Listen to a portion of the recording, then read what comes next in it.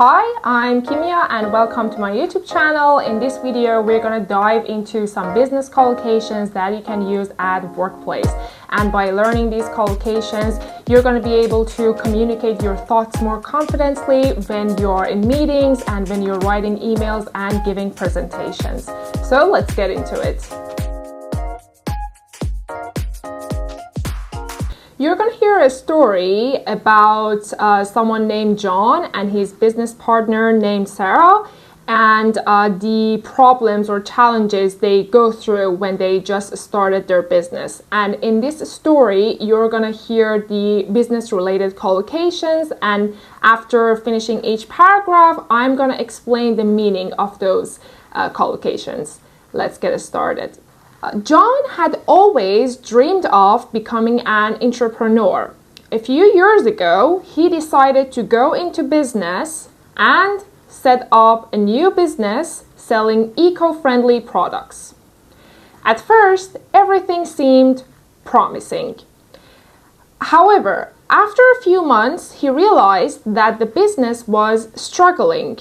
And without a solid marketing strategy, his company was going under.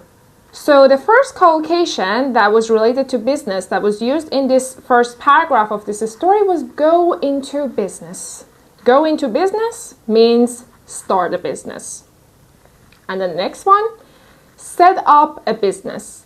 Set up a business can be the same meaning as go into business, which means establish or create a new business. So set up a business is a little different. It means establish or create a new business. And then we have his company was going under. Was going under, it means the business, the company was failing. It wasn't successful. For example, John realized his business was going under because of low sales. Okay, let's continue the story. In an attempt to save the company, John decided to go into partnership with his friend Sarah, who had experience in the eco-product market. Together, they hoped to make a profit and turn things around. Unfortunately, despite their effort, the business was still struggling, and they had to make a loss for the first year. So the first collocation here is go into partnership. He decided to go into partnership with his friend Sarah. So go into partnership means work together with someone in business. It means they become business partners. And the next one, make a profit. So after they went into partnership, they hope to make a profit. Make a profit, it means they earn more than the money they spend on their business. So at first they hoped to make a profit, but then they made a loss. They had to make a loss for the first year.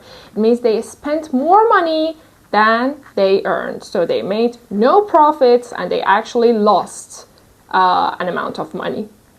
Next paragraph.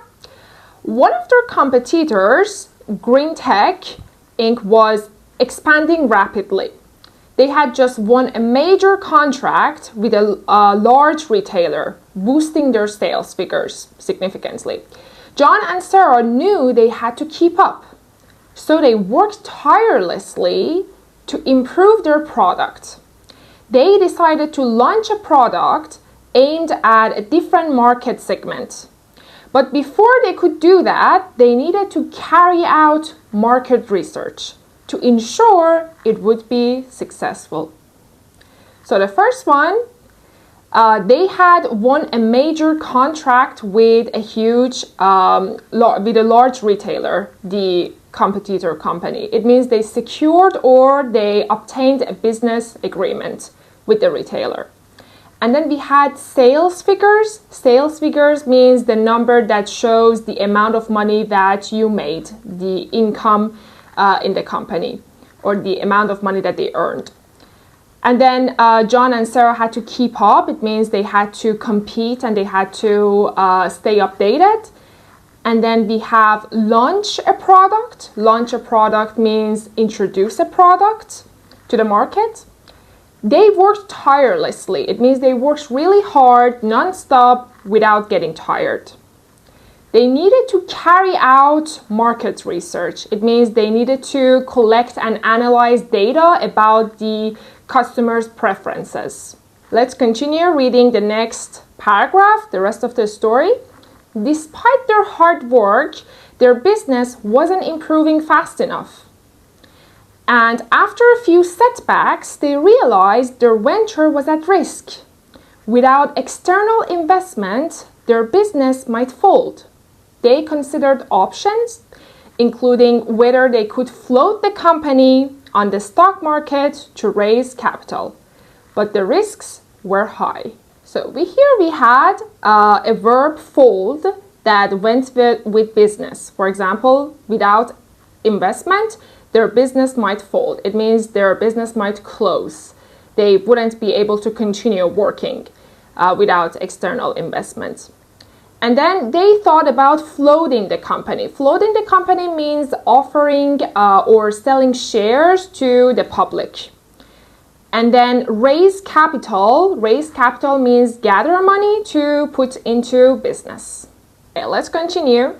In the end, they had no choice but to admit they couldn't continue.